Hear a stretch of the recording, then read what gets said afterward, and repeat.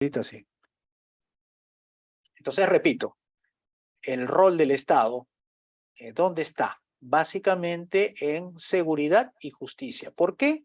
Porque son bienes públicos. ¿Y qué es un bien público? Es un bien que no se puede excluir, o sea, si se consume algo no excluyes al otro, y no se puede rivalizar. Una vez consumido, no es que quede nada para el otro. En los bienes privados tienen que entrar al mercado. ¿Por qué? Porque ahí en el privado el que paga consume. Y ese bien puede ser puede excluir al otro. Por ejemplo, el que tiene cable de televisión puede excluir al que no tiene cable de televisión. O sea, una empresa puede excluir a una persona de otra. ¿Cómo? Con el cable. Y así hay muchos bienes privados que se pueden excluir al que no paga. Y rivalizable igualmente. Es decir, lo que tú consumes en el sector privado no dejas nada para el otro, porque tendrías que seguir pagando. Entonces, eso es un argumento para decir el rol del Estado se circunscribe en justicia y seguridad, porque el resto sí se puede excluir y sí se puede rivalizar. Ya, esa es una manera. Vamos a ver otra manera y es la que vimos en la primera clase. Acerca de la funcionalidad. Cómo funciona el Estado y cómo funciona el mercado. A través de ese funcionamiento vamos a ver que la homogeneidad es algo característico al Estado.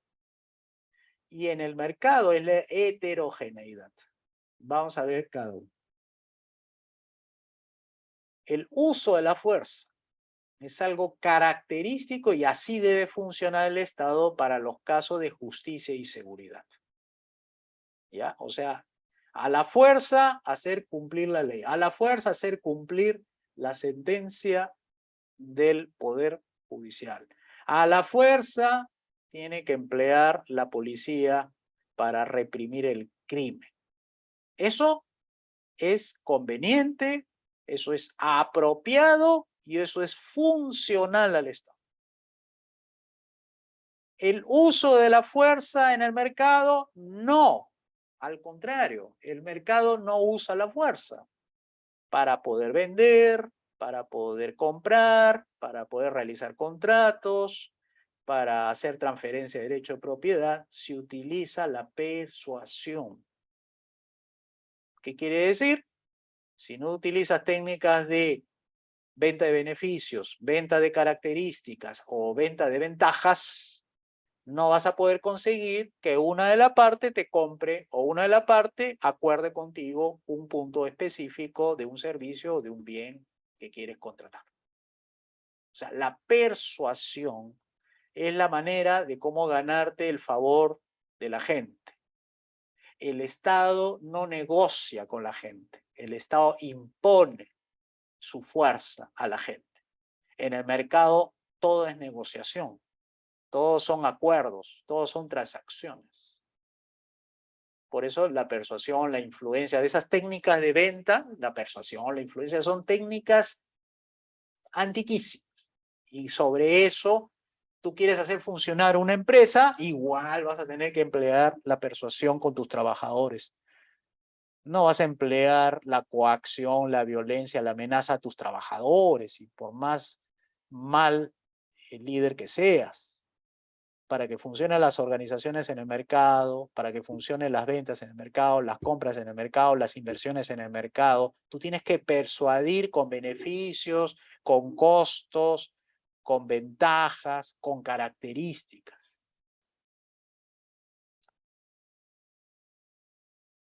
La uniformidad del Estado, sus servicios, su forma de actuar, es una característica, la homogeneidad.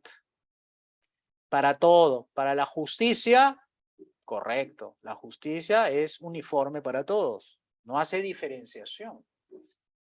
No dice aquel que pagó mayor impuesto, a este le doy de mejor calidad el servicio de justicia, ¿no? Incluso cuando el Estado se mete a hacer cosas del sector privado, empieza a negociar, ¿no? Los funcionarios, de ahí viene la corrupción, ¿no? El director de un hospital accede a la petición de uno de los que solicitan servicio médico de forma diligente, eficaz, eficiente, siempre que haya una platita, una forma de persuadirlo con dinero para que se salga de la norma, para obtener una ventaja utilizando la norma. Eso es corrupción. Pero eso es cuando el Estado se mete a hacer funciones del sector privado, ¿no? Que es el caso de la salud. En el caso del Estado haciendo lo que le corresponde en el tema de la seguridad, tiene que ser uniforme su comportamiento, ¿no es cierto? O sea, para eso tiene una policía que les enseña que a todos los ciudadanos se les trata por igual, los derechos iguales, no puede ser derechos diferentes, aunque claro, sabemos cómo actúan ahorita los gobiernos concediendo leyes especiales para otorgar derechos a algunos y otros no, ¿no? Pero eso no es lo de un gobierno limitado, no es lo que nosotros promovemos.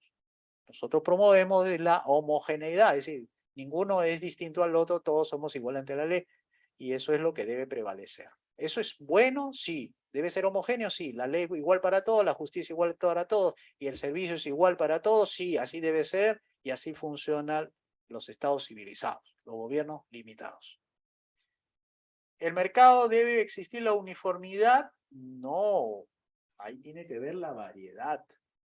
Ahí tiene que ver la heterogeneidad, la variedad de los productos, de los colores, de los servicios.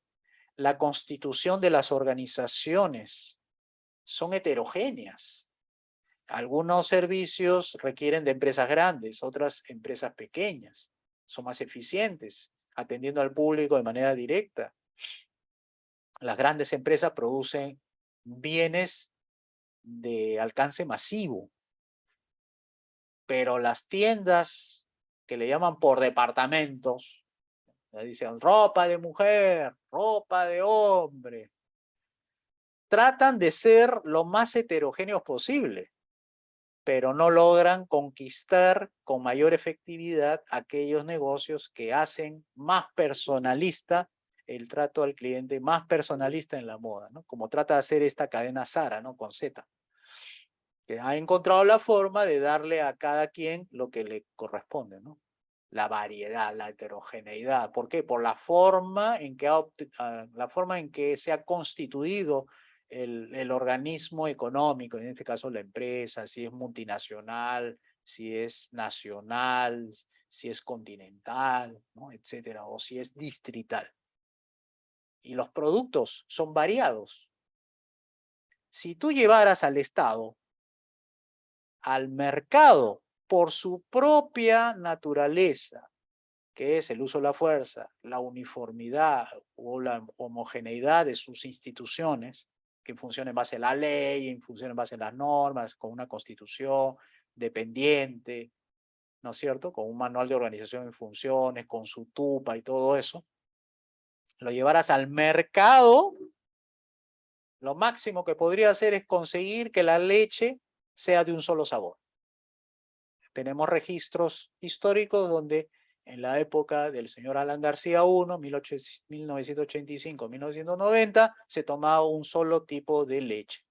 La leche en sí, en polvo, de un solo sabor, verde, de etiqueta, de su envoltura, todo, y tarro de leche del sector privado, que era la leche Gloria y la leche Ideal. ¡Punto! Poca heterogeneidad, poca uniformidad casi, perdón, mucha uniformidad, mucha homogeneidad, poca variedad, poca heterogeneidad, porque estaba metido el Estado en la comercialización de insumos. Leche ENSI, Empresa Nacional Comercializadora de Insumos. Entonces, matas la variedad. ¿Se acuerdan los uniformes escolares?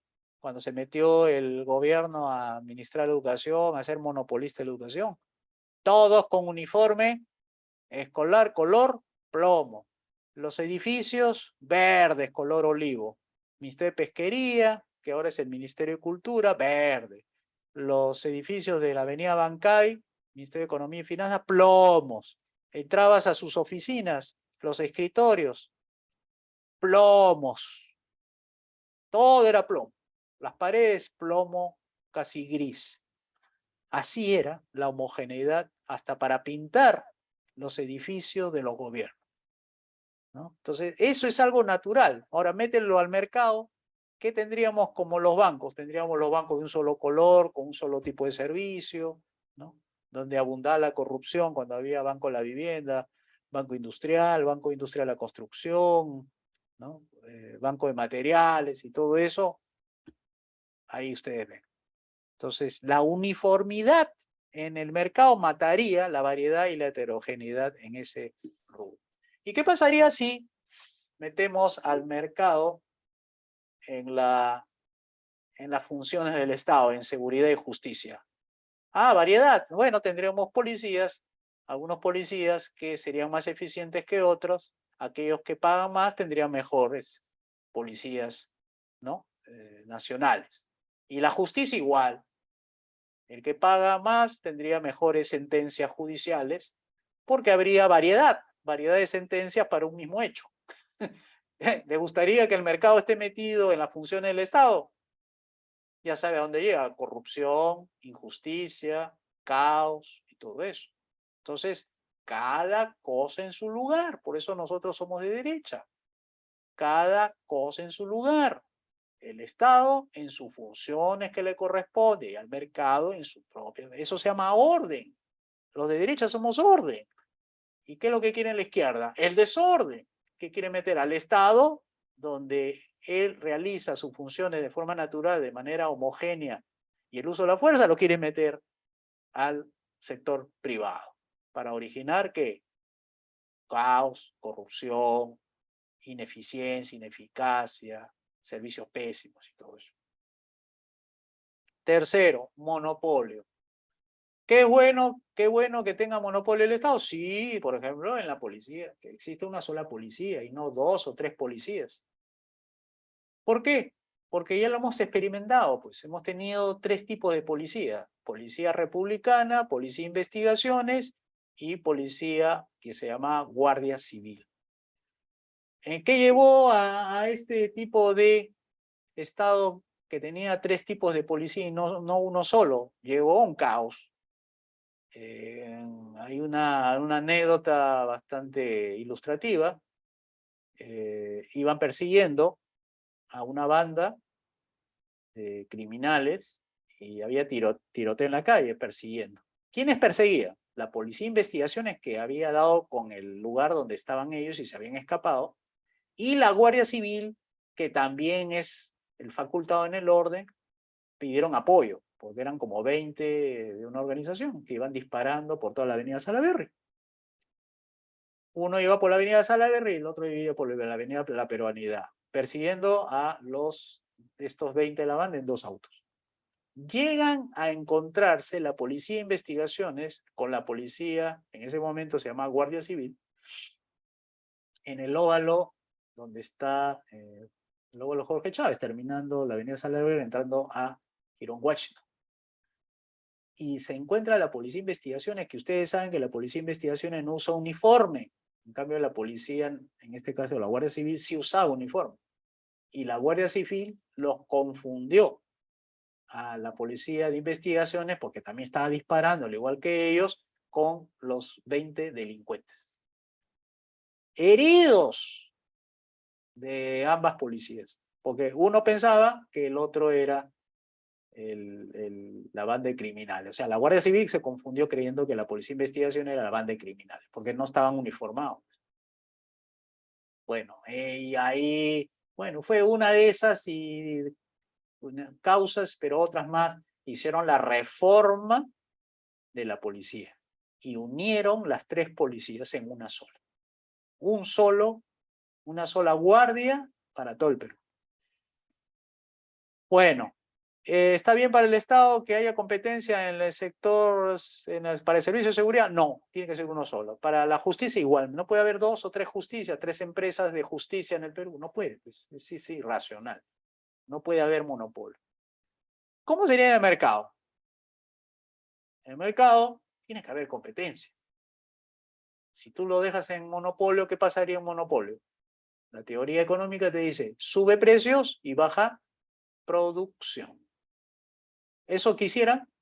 No. Entonces, ¿qué tiene que haber? Libre mercado, para que haya libre competencia. Con competencia se logra descubrir las prácticas eficientes de las ineficientes. Con competencia, los competidores se educan. Saben que debe seguir, al que le sale bien las cosas, uno debe imitarlo. De la competencia salen los descubrimientos.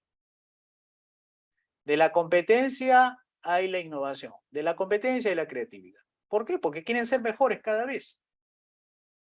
Pero eso tú no lo puedes llevar a las funciones del Estado, seguridad, justicia, la competencia, ya sabemos que acaba. Como no puedes llevar el monopolio al mercado, porque ya sabes que genera altos precios y poca producción.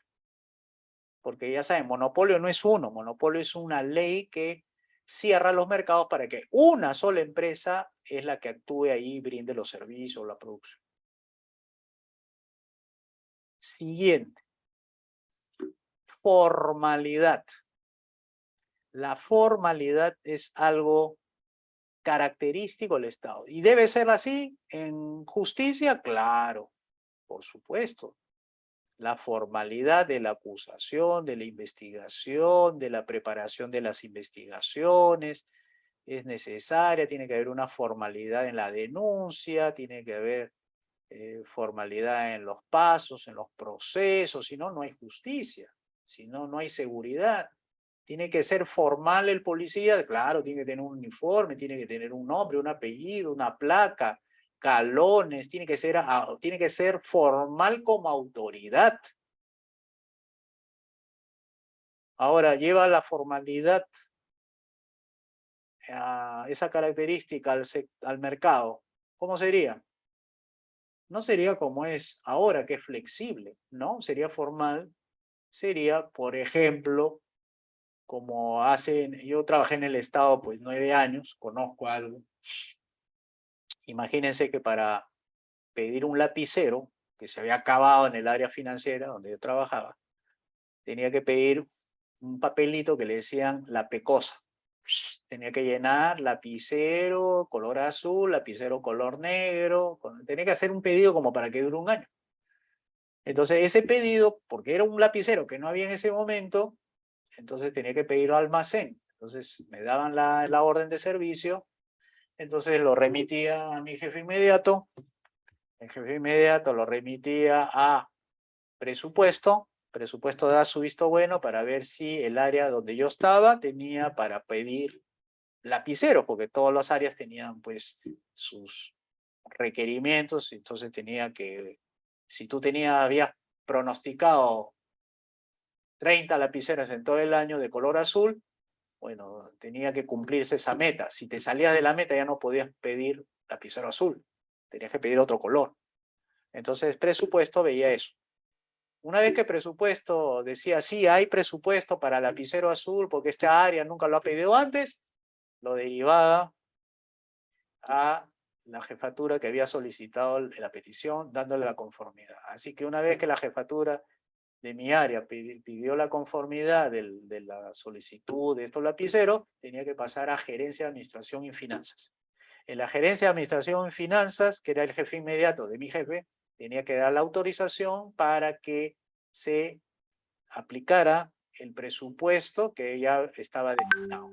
Entonces, esa gerencia de administración y finanzas lo mandaba a tesorería para que emitiera una orden de acuerdo a lo que ofrecía logística o almacén. Entonces, le decía tesorería le mandaba a almacén que hiciera la cotización para emitir el cheque, o sea, para que el cheque se pudiera emitir tenía que haber una orden de que de 3 proveedores se escogía el de menor cuantía, o sea, el que menor ofrecía de precio los lapiceros rojo, negro y azul. Entonces, pasaba 3 días, pero yo necesitaba el lapicero en ese momento, pero tenía que esperar. Bien, claro que yo me prestaba por ahí, ¿no? Pero lapicero, entonces almacén, le tomaba 3 días, subía el expediente, tesorería veía que tenía que emitir un cheque por 1000 soles, y una vez que tenía el cheque por 1000 soles, tenía que pasar a presupuesto para que diera el cheque, que era 1000 soles lo que salía del presupuesto de esos lapiceros. Luego lo derivaba a gerencia de administración firmaba el cheque, y luego ese documento iba a control previo. ¿Control previo qué hacía? Una verificación de que los papeles fueran todos completos, ¿no? Porque si no estaban completos, entonces había una irregularidad, porque tarde o temprano la auditoría le iba a caer. Y cuando ya tenía el control precio, lo pasaba a contabilidad. Contabilidad te lo tiene que registrarlo en su libro diario, en su libro mayor, para que se vea ahí los movimientos del debe y el haber. Y una vez que contabilidad lo registraba con el cheque, todo, pasaba a, creo que legal, si no me equivoco, porque legal creo que también firmaba, creo que el cheque, era mancomunado el cheque, no era solamente administración, sino con legal. Y una vez que firmaba el secretario general, volvía a subir, pero ya abastecimiento y abastecimiento con el cheque, le pagaba al proveedor, y el proveedor a los 2 días llevaba los lapiceros, y los lapiceros una vez que llegaban, avisaban y los remitían al área que había solicitado, y ahí acaba. Todo esto duraba una semana y varios días. Bueno, esa es la formalidad en el sector público y no se puede hacer de otra manera, porque es dinero del público. Y ese dinero tiene que ser transparente, bien ordenado, formal, todo bien conforme a las reglas, los procedimientos, al manual de organización, función, el ROF y todo eso. Bueno, aplica eso en McDonald's, aplica eso en las comidas rápidas, aplica eso en los restaurantes, aplica eso en la educación privada, aplica eso en las medicinas, en el sector salud, aplica eso en el turismo, aplica eso. ¿En qué va a acabar esas empresas que se vuelven formales? ¿En qué? En unas burocracias enormes, en ineficiencia, es decir, matas a la empresa, matas la creatividad, matas todo. ¿Cómo actúan los mercados? ¿Cómo actúan las empresas? Cuando tienen un problema de abastecimiento, de falta de producto, se le acabó el pan a comida rápida. Lo que le dicen lo primero es caja chica. El administrador agarra y le dice, ¿cuánto es lo que se necesita? Se necesita 100 panes. Ok, yo me responsabilizo. Firma el cheque o manda a pedir, llama por teléfono, el administrador de la tienda le dice, tráigame 100 panes inmediatamente, cueste lo que cueste, porque acá tenemos a los clientes y los clientes quieren llevarse su sándwich. ¿Quién tomó la decisión? El administrador. Y eso después rinde cuentas. ¿Ves? O sea, es flexible. Es decir, son cosas que a veces se presentan y no hay manual para ese tipo de eventualidades. Es flexible, es empoderable. Así trabajan las organizaciones flexibles, innovadoras, las menos caras, por ponerle un nombre, ¿no? Tendencia a la burocratización, que esa es otra característica, y está bien que sea así. Porque para la justicia, pues el juez no se va a dedicar a hacer labores administrativas. Para eso debe tener sus burócratas, su personal administrativo que le vea los expedientes, igualmente la justicia, igualmente la seguridad. Los policías también tienen que tener sus burócratas que le vean los papeleos, los trámites, los sellos, el que llena la denuncia, etcétera. Y bueno, está bien que tenga sus civiles, sus burócratas, que se encarguen, y que las funciones propias del gobierno, que es justicia, seguridad, la vean los especialistas, ¿no? Defensa Nacional igual.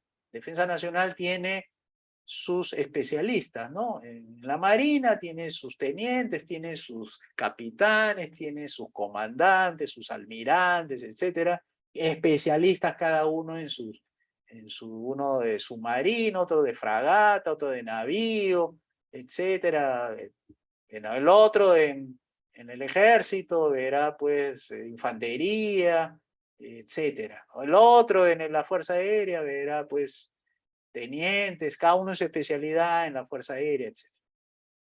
Eso está bien. ¿Y los burócratas dónde irían? La parte administrativa. Los que toman, bueno, ¿Quién manda a comprar la gasolina? ¿Quién manda a comprar eso? ¿Quién hace las órdenes? ¿Quién hace la parte administrativa? Tiene que haber gente, pues, civiles, ¿no? No lo van a hacer el teniente, no lo va a hacer el sargento, no lo va a hacer el... No, lo tiene que hacer alguien que se dedique con especialidades sobre temas de organización y funciones. Las funciones se lo dejan para los especialistas y la organización administrativa se lo deja a los civiles. Iguales en la seguridad, iguales en la justicia. Pero eso no lo puedes llevar al sector privado. El sector privado lo que está buscando es ser eficiente en la comunicación, en los servicios, en la distribución, en la producción entre el fabricante y el cliente. Entonces, en la cadena no puede haber, o tiene que haber, pero lo mínimo posible de personal, menos administrativos y más de productivos. O sea, tiene que haber, como se dice, el costo tiene que estar a raya. No te puedes pasar. Hay una tendencia a bajar esos gastos y hay la de incrementar las inversiones o los gastos de capital para producir más y tener más ingresos, más retorno de las inversiones. Entonces siempre va a haber una tendencia a que la parte administrativa, que siempre va a existir por las regulaciones y los impuestos y todo lo que hay que relacionarse entre la empresa y la autoridad, existe la parte administrativa, por cumplimiento de las normas, básicamente. Pero es su tendencia a ser menos cada vez más y hace que el mismo trabajador tome las decisiones de una manera rápida y correctiva. Entonces, así son más veloces las empresas y más económicas. Y para ir terminando, la centralización de las decisiones en las instancias de seguridad, en las instancias de la seguridad, a pesar que pueden ver diferentes niveles, Corte Suprema, Corte Superior, juzgados, etcétera, cada uno tiene a alguien que centraliza todo, o sea que es el jefe de esa corte, jefe de esa corte, jefe de esa corte superior, jefe de la Corte Suprema o presidente, como se le llama. Igual en la policía, tiene su director general, y antes del director general está el ministro del Interior. O sea, hay una centralización de la toma de decisiones. Las decisiones de si disparar o no, no está en manos de los que disparan. Hay un comando, un mando y un comando. En seguridad, en el ejército, todo tiene que haber centralización de decisiones. ¿Quién inicia la guerra? Tiene que haber un comando, es una centralización de decisiones. Tiene que haber un jefe de Estado que dice, vamos a la guerra. Igual en la policía, dice, un operativo, ¿quién toma la decisión? Hay una centralización, no es que el operativo se le ocurre al policía porque se le ocurre ahí, no, todo eso está programado. Un operativo en las calles es por decisión central de un comando, de un jefe, de un comisario, es la centralización. No es que se les ocurre a los soldados disparar por disparar, hacer operativos porque se les ocurre, ¿no? Eso es ilegal incluso. Los operativos están incluso programados, son legales. No se puede hacer que un operativo lo hace un subalterno. No, eso lo dirige un teniente, lo dirige un alférez, lo dirige alguien. Tiene que haber una centralización. A ver, lleva la centralización de las decisiones al mercado, te vas a encontrar con una pared, porque ahí justamente es al revés. Ahora a los trabajadores se les da la capacidad de decidir, porque se han dado cuenta que es tanta hipercompetencia hay que tomar una decisión rápida significa varios miles de soles ahorrados. Porque si vas a esperar que el gerente tome la decisión, va a pasar días o horas y se va a perder clientes y dinero. La descentralización de las decisiones también es como mercado, se ha visto. No hay un gerente del mercado a nivel nacional ni a nivel mundial.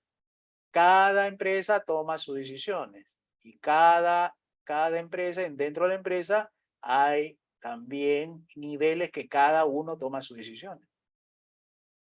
Bueno, entonces ahí tú no puedes llevar la descentralización de las decisiones a la seguridad, porque harían lo que se le ocurriría a cualquier subalterno hacer lo que le venga, digamos, a la cabeza. O sea, no puede haber descentralización de las decisiones judiciales, ¿no? Y así, consecutivamente, no puede haber centralización de decisiones en el mercado, porque ¿qué sería? Economía planificada, economía socialista. Entonces, al final, ¿con qué te quedas? La función del Estado es justicia, seguridad y obras de infraestructura que tienen que estar centralizado, homogéneo, con sus reglas y todo eso. Porque si no habría cruces de obras públicas y lo dejamos al mercado. ¿Y el mercado qué sería? Todo lo demás, educación, salud y demás funciones. Ok, bien, ahora nos dedicamos a los minutos que quedan a las preguntas. Tienen que preguntar para aprender, ¿ya? Vamos entonces adelante con las preguntas.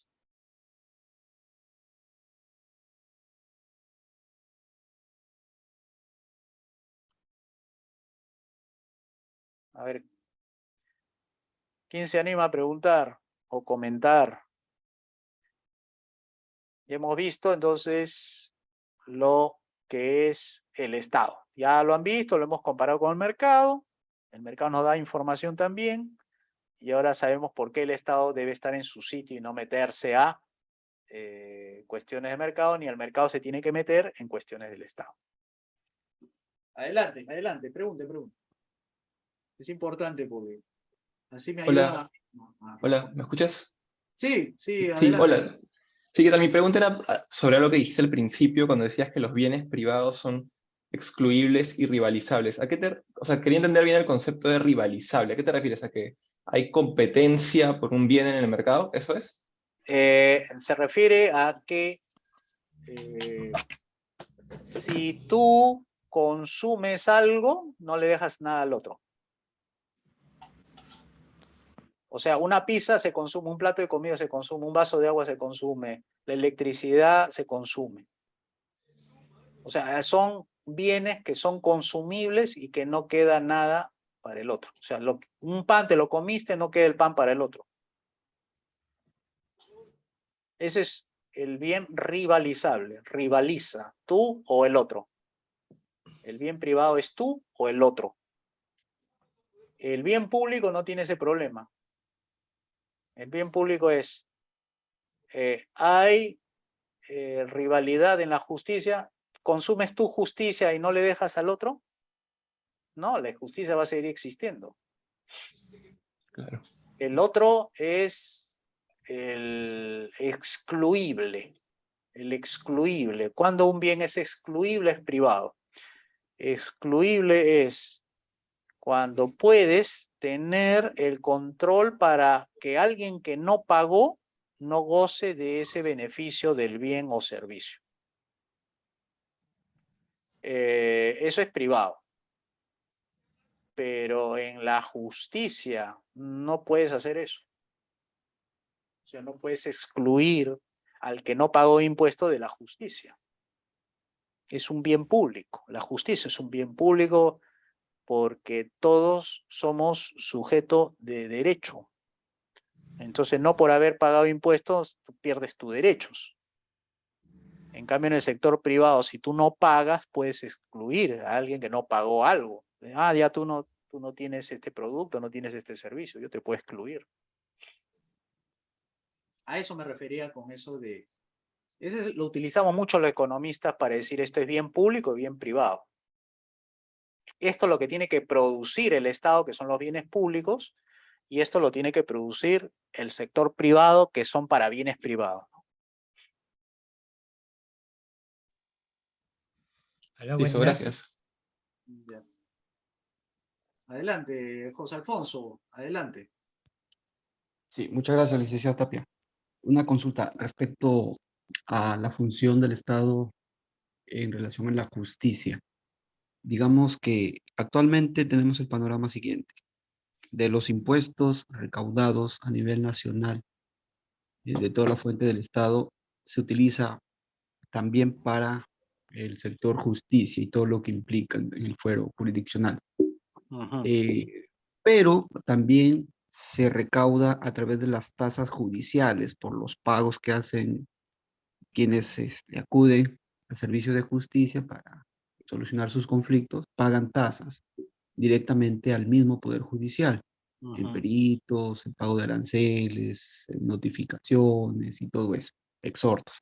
ujú. Ahora, la pregunta es, con respecto a esta nueva, digamos, alternativas que se propone desde el liberalismo del gobierno limitado, para que el Estado asuma sus tres funciones naturales, entre ellas la justicia, ¿cómo sería el financiamiento? ¿También se va a aplicar esta doble, entiendo yo, esa doble percepción económica por parte del Estado con los impuestos recaudados y más los pagos por tasas directamente al Poder Judicial o solamente un tipo de impuesto?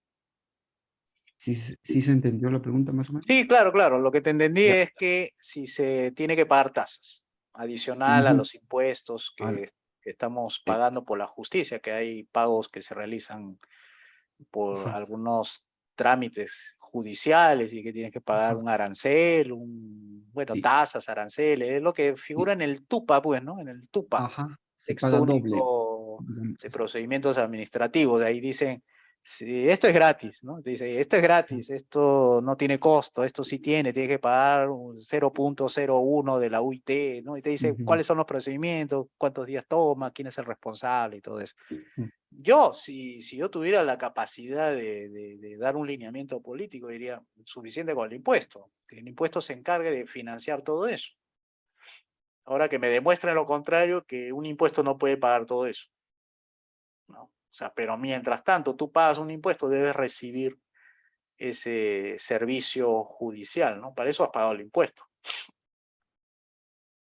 Claro, porque lo mismo pasa también con los otros servicios básicos, entre comillas, de energía eléctrica, de agua, alcantarillado, de los impuestos que pagamos se distribuye para pagar y luego tenemos que pagar un recibo y muchas veces caro y mal servicio.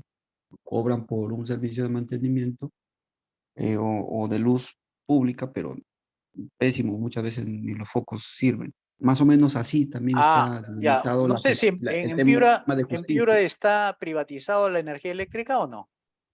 También, sí, tercerizado.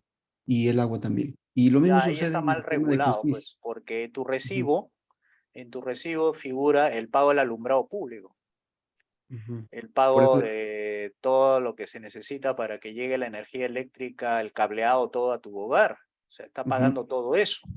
por Eso eso es un lo bien comparo, privado, es excluible y es rivalizable, ¿no? ajá, por eso algo así pasa en la justicia. De los impuestos, aparte tenemos que pagar tasas. Por eso le digo, el gobierno limitado, me queda claro con su respuesta de que en un gobierno limitado basta con pagar el impuesto de todos los peruanos para asumir los costos que implica el administrar justicia. Claro, Y se ese es el ampliaría esa proyecto función, ¿no? político principal, ¿no? Eso es. Ujú. O Pero tendrían sea, que demostrar que no se puede con eso. Ah, me lo tendría que demostrar. ajá, pero Pero se ampliaría ahí el claro, o presupuesto. sea que ya técnicamente es imposible que no se pueda cobrar. Ujú. O O sea, sería pero mínimo el el cobro de las impuesto tasas, por debería lo menos. cubrir los gastos. El impuesto debería cubrir, porque como estas tasas está en función al número de procedimientos, ¿no? Entonces dicen que o sea, como la justicia paga los sueldos y salarios de los jueces, los secretarios y todo uso, lo que no se paga son esos procedimientos que no están calculados, es decir, no se tiene idea si alguien, por ejemplo, atropella a la otra persona. Bueno, ese nuevo proceso judicial no se puede presupuestar, ¿no? O sea, me refiero a que no está dentro del presupuesto judicial cuántos atropellos van a haber durante el año. Entonces, ¿cómo se cubre los gastos que no están previstos dentro del servicio jurisdiccional, ¿no? Que son atropello, fuga, homicidio, etcétera? Entonces, las tasas, según dicen, las tasas resolverían eso. Pagaría solamente a aquellos que tienen estos problemas ocasionados, los víctimas y victimarios, o sea, el victimario y la víctima, y que eso se agregaría a los costos judiciales, ¿no? O sea, el pago del impuesto, porque tú pagaste el impuesto para que esté un juez, para que esté un secretario, para que esté un administrativo, para que abran la puerta, el servicio de limpieza, etc. Pero los conflictos de derechos, eso no. Entonces crean las tasas, crean esos pagos, esos aranceles, esos derechos para que funcione los trámites administrativos a partir de ese conflicto de derechos. O sea, esas tasas sirven para cubrir esos gastos. Entonces yo digo, pero entonces planean judicialmente su presupuesto sin considerar los servicios que tienen para atender al público. Es decir, no tienen idea, quiere decir que no tienen idea cuántos conflictos de derecho va a haber durante el año. No tienen idea, o sea, están simplemente pagándose a jueces, fiscales, etcétera, pero no tienen idea cuánto va a ser la carga procesal. No tienen idea, no planean, no estipulan. Entonces, dicen, las tasas judiciales serían los ingresos extras por esas eventualidades que nadie lo desea, pero justamente por esa razón es que ponen esas tasas, porque nadie prevé cuánto va a haber de trámites judiciales, etc. Eso no, esa es la parte variable, la parte no planificada, no cuantificada. Entonces a mí tendría que demostrar que no se puede planear. Las empresas, ¿cómo sí pueden planear las eventualidades, digamos, las demandas inusitadas? ¿Cómo hacen ellos? Sí. Entonces habría que ver que demuestren técnicamente de que se necesita esas tasas. A ver, vamos con otra mano levantada por aquí, es de Mario Velázquez, Mario Valentín Velázquez. Adelante, Mario. Voy leyendo lo que dicen aquí. Hola, Esmeralda. buenas noches. Adelante. Mira, hay dos consultas. Justamente estaba viendo con el tema de la tendencia a la centralización. Ujú, Y hay un caso en especial que de repente quisiera que nos aclare. ujú, Hay el tema de la investigación que se está haciendo el presidente. Hay un equipo especial policial que está buscando precisamente indicios y a prófugos, ¿no? El tema es que este equipo especial está trabajando para la fiscalía, ¿no? Y obviamente, como los policías también reciben órdenes, o sea, están subordinados al gobierno central, ¿existiría una especie de conflicto de intereses? ¿O cómo es que se manejaría, digamos, en ese caso excepcional, ¿no? Como obviamente el investigado es prácticamente el gobierno mismo, y el gobierno, obviamente, la policía, obviamente, es subordinada al gobierno, es un tema peculiar, ¿no? En este caso.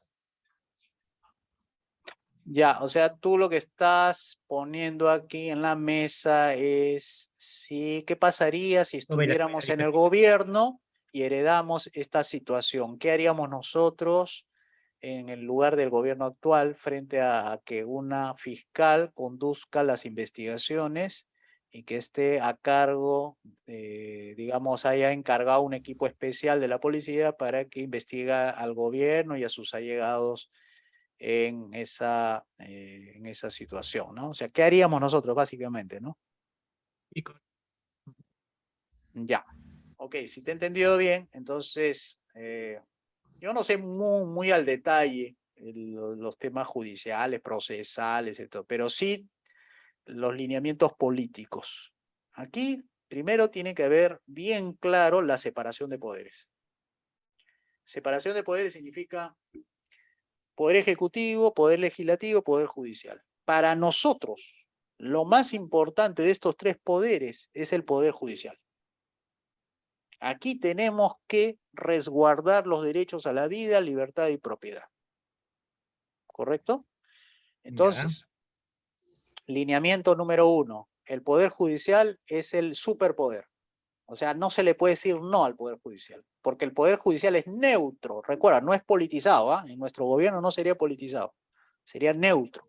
Sería el que pone los contrapesos a los poderes legislativo y ejecutivo. O sea, pero estamos hablando de una Corte Suprema, un Poder Judicial, pues tipo Corte Suprema de Estados Unidos. Es ley, lo que diga la Corte Suprema es incuestionable.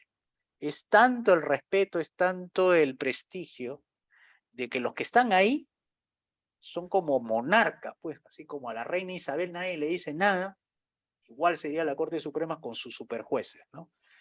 Entonces, esa fiscalía, que es la parte acusatoria, y la otra que es el juez que está viendo, o que va a ver la causa, o que tiene algo que ver ahí, tendría que direccionar, de alguna modo, dar los lineamientos judiciales para garantizar la neutralidad de la policía frente a el gobierno del Ejecutivo. O sea, tenía que tomar las provisiones, tenía que garantizar de que la justicia, porque acá estamos hablando de un tema de justicia, no un tema de investigación para un proceso judicial.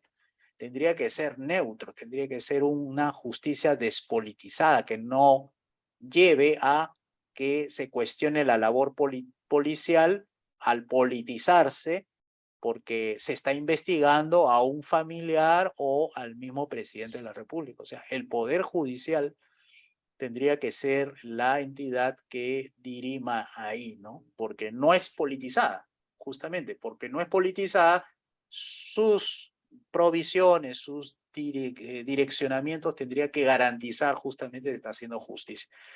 En cambio, si el ministro del Interior tiene más peso que el Poder Judicial, puede direccionar la investigación hacia lados que no corresponde de acuerdo a la justicia. Entonces, el Poder Ejecutivo tendría que hacerse a un lado, el Poder Legislativo también, y dejar que el que establezca el marco de actuación de la policía y de los que van a acusar, que es la Fiscalía, entren por el carril de la justicia. O sea, el Poder Judicial tiene que garantizar, tiene que ser. Es por eso que tenemos presidente del Poder Judicial. No es cualquier, acá ahorita es cualquier presidente, pero en nuestro caso, el Poder Judicial de un gobierno devolucionario incluso tendría más peso que el Poder Ejecutivo. Ya, entonces, si es que fuese en ese caso, prácticamente la manera en que se está haciendo, se está eligiendo tanto el Tribunal Constitucional, ¿no? Y en el caso del Consejo Nacional de la Magistratura, que me parece que le cambió de nombre, me parece que es la Junta La Nacional de Junta Justicia. Nacional de Justicia, Junta Nacional de Justicia. No tendría que tener ninguna influencia de los otros poderes del Estado, en este caso el legislativo y ejecutivo, ¿no? O sea, ellos mismos se elegirían a sí mismos, o algo así. Sí, claro, por supuesto. El Poder Judicial es ahí el que manda en el asunto, ¿no? O sea, así como hay declaraciones del presidente para determinadas situaciones, el presidente no sale declarando cada vez que se le ocurre. Un buen presidente, un buen jefe de Estado, no declara por declarar, porque sabe el impacto que tiene. Igual es el presidente del Poder Judicial. El presidente del Poder Judicial va a tener que emplear también su diplomacia, su persuasión, su labor, en este caso judicial, sin hacer pronunciamientos políticos, y exhortar, ¿no?, a las autoridades a que mantengan, ¿no?, su límite, su nivel de injerencia dentro de la ley, dentro de la sí, ¿no? O sea, que con eso sea suficiente como para que los otros dos poderes digan, sí, pues, porque los ciudadanos están viendo al Poder Judicial como su poder que los defiende. Recuerden que ese es el poder neutro, es el poder que defiende los derechos de las personas. ¿Quién le pone límites al poder? O sea, el legislativo puede decirle al ejecutivo, haz esto, porque le autoriza por ley que haga esto, puede hasta violar derechos incluso. ¿Quién le pone el parche? ¿Quién le pone el límite? Es el Poder Judicial. Claro, viéndolo de un sistema de gobierno, pero también los partidos políticos, o sea, los partidos demócratas, ellos sí tendrían que también tener su labor, pero un presidente de un Poder Judicial tendría que, si hay algún tipo de manoseo político en un caso como este, tendría que poner el orden ahí, ¿no? Y se tendría que pronunciar y todo eso, como debe ser, ¿no? Pues es un presidente de un poder del Estado, ¿eh? Muy importantes. A ver, vamos con Edwin. Adelante, Edwin. Buenas noches, José Luis. Buenas noches, amigos. José Luis, hablaste de que la obra pública está a cargo está centralizada. Siempre hemos visto que, bueno, a nivel regional, provincial y distrital, también lo centralizan los gobiernos, esos gobiernos. Así es, Sí. así es. Estos son una fuente de corrupción inmensa. ¿Cómo sería con ellos? Ya. Porque vemos ellos, ornato, pistas, veredas, a los que gobiernan, bueno, para la redundancia, tienen los gobiernos locales, les gusta pues el cemento, les gusta es ahora porque es donde mayormente pueden justificar alguna inversión, ¿no? Pueden ser objeto de mayor corrupción. ¿Cuál es tu punto de vista referente a eso? Sí, por supuesto. Lo que nosotros queremos en el federalismo, nosotros somos federalistas, descentralizamos las decisiones. No, cuando digo centralización, no es que todo lo tenga el gobierno central, ¿no? Acá el federalismo dice, si en una región produce una cantidad de impuestos, no es como ahora que el impuesto lo tiene el gobierno central y le da a la región lo que le corresponde según la población, etc. No, es al revés. Nuestro federalismo produce una cantidad de impuestos y le dice al gobierno nacional, mira, toma para que me asegures la seguridad nacional, ejército, y para los temas de justicia y seguridad. Toma acá la plata. El resto se queda aquí. Y ahora, gobierno municipal, gobierno regional, hemos dicho que en tanto sea ornato, pistas, veredas, jardines, señalizaciones, etcétera, corre por cuenta, en primer lugar, el gobierno municipal hasta donde pueda entrar, porque no todo abarca el gobierno municipal. Lo que no puede hacer el gobierno municipal, lo hará el gobierno regional. Y lo que no puede hacer el gobierno regional, lo hará el gobierno nacional. Ahora tú me dices, ¿cómo hacemos con las obras públicas? Que por ahí está el foco de la corrupción, que por ahí sale el dinero mal habido y todo el tema. Como es gobierno federalista, es gobierno municipal, entonces los partidos que se forman son partidos que también velan por las cuentas de los gobiernos municipales, las cuentas de los gobiernos regionales y las cuentas de los gobiernos nacionales. Acá los partidos políticos se enfocan en el gobierno nacional y descuidan los partidos, lo que corresponde a lo municipal. Y casi no hay, salvo los regidores, que son los únicos que ven por las cuestiones de los manejos del alcalde y su consejo municipal, que son los que aprueban finalmente los presupuestos y ponen ahí a su gente para que administre y cada administración que entra, sale, entra, pone a su gente y saca. Eso es lo que debería haber, un libre mercado para que tú puedas sacar y poner a la gente que tú creas que no es conveniente, es decir, entra un nuevo gobierno municipal, pone a su gente. Salen los anteriores, que eran del gobierno de la administración anterior, entran los nuevos, etc. Entonces, ahí entran los partidos. Los partidos son los principales fiscalizadores. Segundo, entra la prensa, entran los gremios, Por eso que necesitamos que este federalismo, la política no se vea centralista, es decir, haga algo usted, presidente de la República, para que me resuelva la corrupción en el distrito de San Juan Bautista, ahí en Loreto. No, el que lo va a ver va a ser el alcalde, o lo va a ver el partido, lo va a ver las ONG, porque la capacidad de decisión no corresponde de un ministro del gobierno nacional, sino de un alcalde que está limitado, recuérdate que es limitado, o sea que no puede hacer de todo, sino sus funciones. Y en la cuestión regulatoria de las obras municipales, cuando digo está centralizada como foco de atención en el municipio. O sea que tiene sus propios niveles ahí de regulaciones. O sea, por ejemplo, hay que elevar la transparencia ahí. Hay que poner auditorías privadas. Si tú no confías en los nacionales, contrata internacional, que no están coludidas con las empresas constructoras de acá. ¿No es cierto? Arma un proceso para que sean una empresa privada la que conduzca el proceso de licitación. Pero una empresa privada de corte internacional, ya que no confías en los nacionales, que ponga su logo, su prestigio y conduzca una licitación para menor cuantía o mayor cuantía, depende, pero tú lo haces con contratos, eso sí. Si se te descubre que tú como empresa privada me estás aumentando en adicionales cada obra, 2, 3, 5 adicionales, vas a sufrir una penalidad tú. O sea, me cobro tu carta fianza, te vas a exponer a lo que se llama el escrutinio público, el desprestigio como empresa, por no haber saber conducir, por haberte hecho negocios en paralelo cuando no está por ley impedido.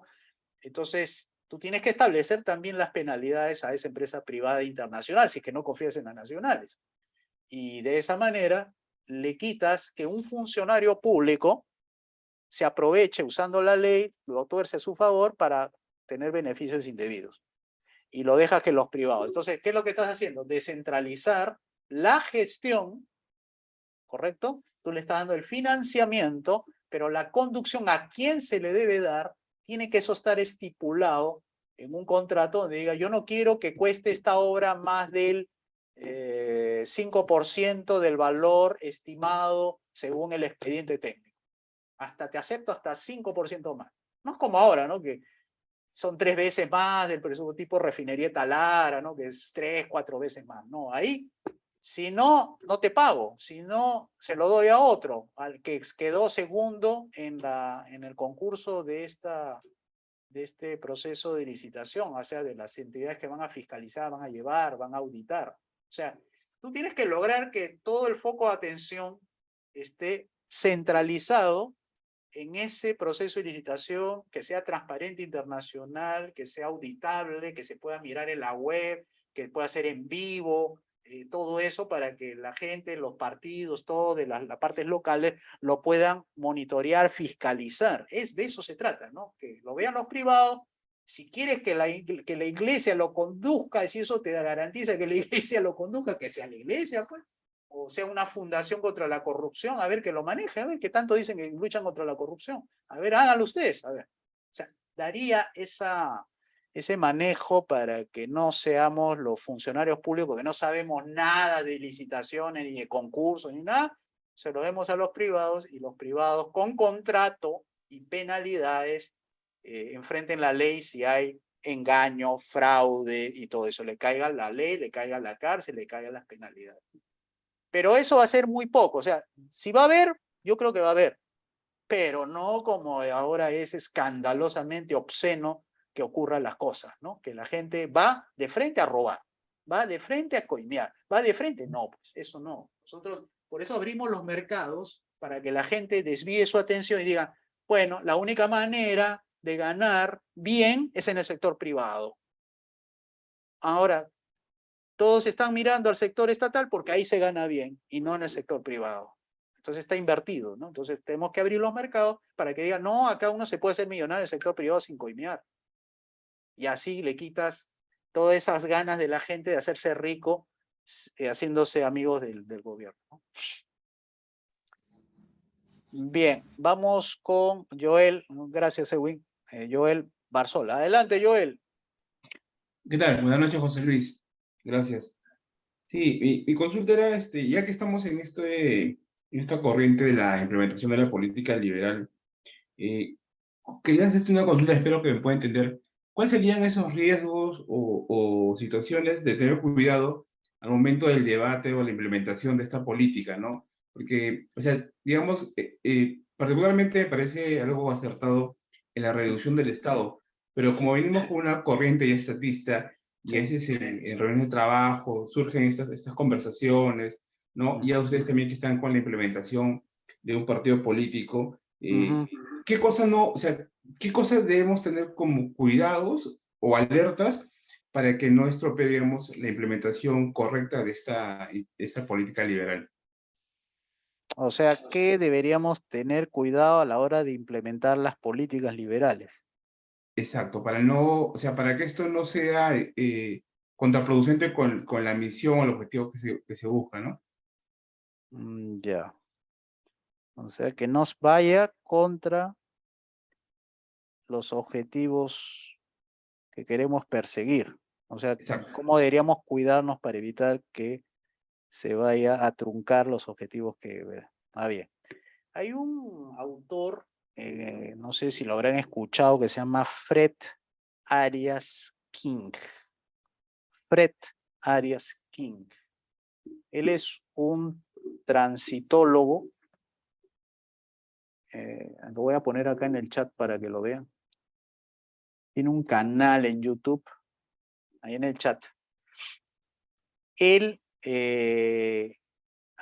es un sovietólogo, algo así, un sovietólogo, un transitólogo. Él ha analizado las transiciones de los países excomunistas, tipo Estonia, tipo República Checa, Polonia, y también en Rusia, etc.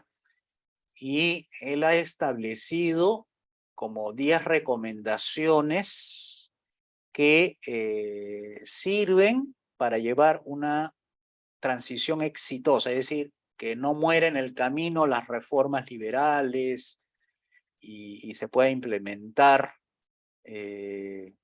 los objetivos que estamos persiguiendo, es el gobierno limitado, cómo desmontar todo ese aparato estatista que está ahí enquistada, etc.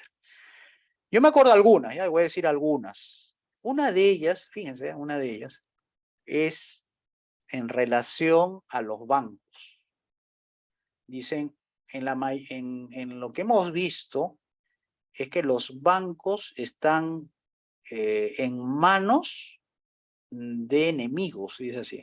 O sea, cuando haya una transición, lo que ustedes tienen que hacer es liquidar los bancos que estén en manos de la oposición.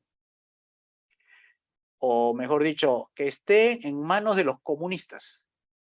Porque los comunistas normalmente meten su dinero en los bancos. Y eso le dice, y él le ha denominado que se llama la reserva líquida para la represión. ¿Qué significa eso? Que cuando tú estás en el poder, ellos empiezan a sacar el dinero y empiezan a pagar a gente para sabotear las reformas. O sea, pagan a periodistas, pagan a gente de la política, a sindicalistas, y empiezan a desestabilizar el gobierno por los millones de dólares que se hicieron cuando ellos estuvieron en el gobierno. Y normalmente lo tienen en los bancos de aquí y en los bancos de afuera. Entonces, cuando tú hagas las reformas, ten en cuenta que una de las reformas que tienes que hacer es liquidar los bancos que están financiando el comunismo. O sea, tienes que sacarlos del mapa, porque esos van a ser los primeros que van a financiar los movimientos que van a querer tumbarse las reformas liberales. Esa es la primera, una de las que yo me acuerdo. Otras, nunca contrates consultores que vengan de los organismos financieros o organismos internacionales. Consultores, que dicen, yo soy experto en reforma del Estado, yo soy experto en la reforma educativa, yo soy experto en la reforma de pensiones, yo soy experto en la reforma de salud. Sácalos, me dice, porque esos son los primeros que se van a oponer a tus reformas, porque sus prácticas que han tenido en su vida profesional han sido para reforzar el estatismo y no para sacarlo. No lo dice Fred Arias King, sino lo dice el presidente Václav Klaus, el presidente de la República Checa, que tiene un documento que ustedes lo pueden buscar que se llama El desmantelamiento del socialismo, así se llama. Se llama Václav Klaus. Y el documento se llama Desmantelamiento del socialismo. Y él sugiere que hagamos la reforma sin consultores de organismos, que hagamos con nuestra propia gente. Y ahí entra Fred Arias, dice lo siguiente, Fred Arias quien dice, tienen que estar preparados no solamente para liberar, dice así, ¿no?, de la opresión, del comunismo, socialismo, sino que también tienen que estar preparados para gobernar, no solamente para liberar, sino para gobernar. Y cuando hablen de gobernar, háganlo con la gente que no tiene experiencia, pero sí tienes confianza en la gente que te ha rodeado. O sea, no vayas a pedir ayuda a un ex ministro que se arrepintió del comunismo y que ahora se vuelve liberal o pasa a la oposición, porque esos son los primeros que te van a traicionar. Así que dice, hazlo con tu gente que ha estado contigo en la cárcel, contigo en el partido, contigo en las buenas y en las malas. Hazlo con la gente menos experimentada posible, porque los experimentados, los que han tenido ya pasado gubernativo, o han estado en el gobierno y luego pasaron a la oposición, esos son los que van a detener tus reformas. Entonces ahí hay otro. Ese sería el tercero, ¿no? El tercero que yo recuerde. Después dice, Klaus también dice, cuando hagas las reformas, hazlas rápidas, profundas y simultáneas. Rápidas, profundas y simultáneas. O sea, no esperes que una reforma se complete para hacer el otro. Todo hazlo de manera simultánea, hazlo rápido, no esperes que los resultados buenos de la primera reforma para hacer la segunda. No, hazlo todo junto porque el aparato económico, político, es un solo aparato en realidad, que uno requiere del otro. Entonces, si tú no lo haces de esa manera, estás postergando los beneficios y vas perdiendo apoyo popular. Lo que dice Fred Arias King, dice, hazlo lo más radical posible, porque la gente te lo va a agradecer.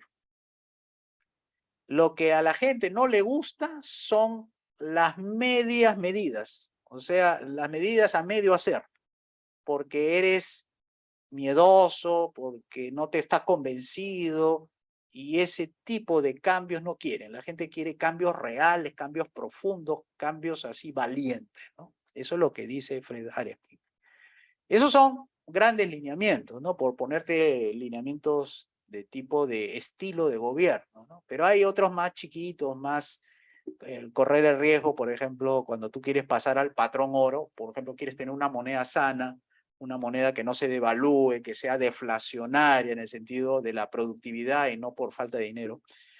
Es, por ejemplo, detalles por cuál sería primero, la dolarización o la libre competencia de las monedas, cómo harías con el patrón oro, la ley de tipo de cambio fijo que le tienes que poner al oro para que haya un tipo de cambio entre el oro y las demás monedas, y cómo va a ser, si lo vas a hacer unilateralmente, lo vas a hacer con Rusia, China, y estos tienen que ser tus socios comerciales para que el oro no se vaya a otros países y se vaya ya no en forma de dinero, sino en forma de metal precioso, ¿no? O sea, son detallitos, digamos, que es propio de las preguntas que te pueden hacer, pero eso es ya cuando entras a un nivel ya mucho más detallista de un plan de gobierno, ¿no? Que eso no se cocina ahorita, se cocina en el momento ya de la misma elección, cuando pasas a la segunda vuelta y ya necesitas un equipo de transferencia, donde ya necesitas tener ya los detalles. Pero el estilo de gobernar tiene que ser así, radical, tiene que ser rápido y tiene que ser simultáneo para que las reformas fluyan y los beneficios a los pobres, sobre todo, vengan rapidísimo y mantengas ese apoyo popular como cualquier apoyo que viene desde un comienzo.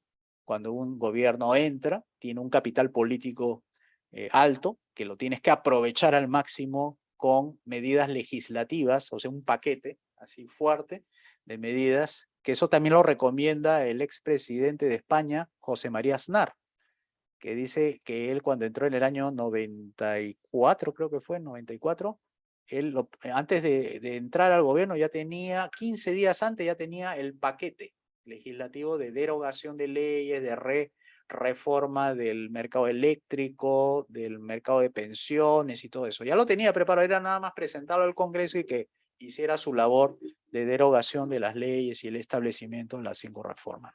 Entonces, hay muchas más, pero ahí te estoy enviando los nombres, ¿no? Fred Ariaquín, entras a su canal de YouTube, mira la transitología, cómo serían esos riesgos, esas alertas al momento de implementar, y el presidente Klaus, que tiene un documento que lo puedes poner PDF con esos nombres, Backlash Klaus, desmantelamiento del socialismo, y ahí te puedes leer el decálogo, ¿no? Aparte, Nueva Zelanda también tiene a un señor que se llama Roger Douglas, que también fue ministro de Finanzas, también ahí tiene el arte de gobernar, algo así, que también tiene sus recomendaciones sobre cómo hacer las reformas de manera rápida y que no se trunquen en el camino, ¿no?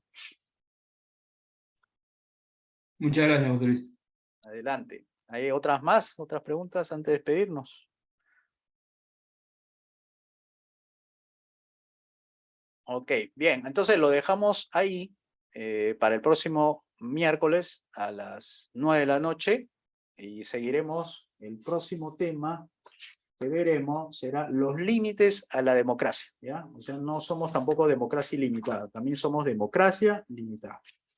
Ok, muchas gracias, que tengan una buena noche y nos vemos pronto. Gracias, José Luis. Buenas noches. Chao, chao. Cuídense. Muchas gracias, buenas noches con todos. Gracias. Buenas noches. Hasta luego con todos. Hasta luego, que les vaya bien. Buenas noches. Buenas noches.